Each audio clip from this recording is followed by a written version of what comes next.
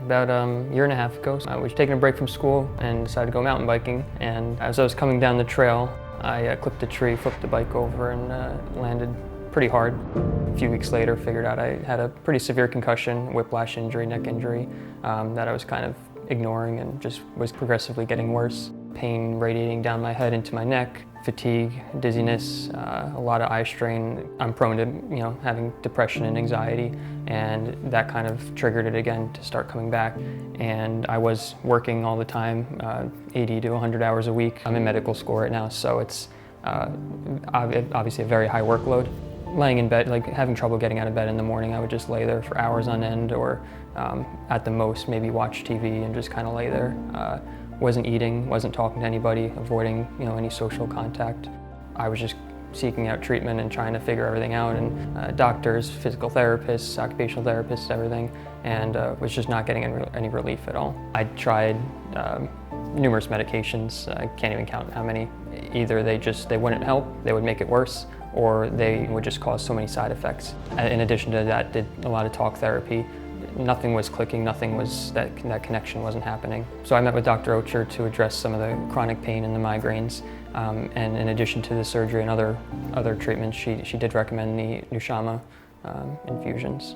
Being in the medical field, like there's certain uses for ketamine, and this was never something that was ever brought to my attention.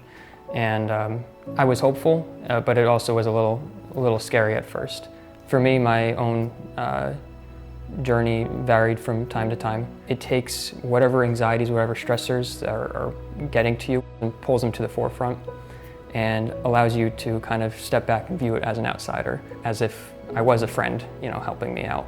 During one of the journeys, I was focusing on a relationship that was going on at the time, and that was causing me a lot of stress. Even though I was kind of burying it down, it allowed me to kind of be that friend, to help myself out, to take that step back and look at the problem from the outside instead of being caught up and letting everything get to me.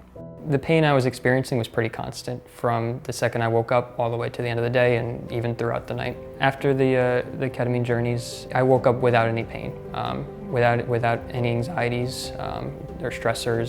So by just putting a stop to that pain cycle, the pain comes back, but it comes back at a lower level. It definitely helped with the mood aspects of the pain. Being able to kind of relate back to that and pull from those journeys, those experiences, allowed me to better handle the situations, better handle the symptoms that were coming on. That doesn't just end once the journey ends.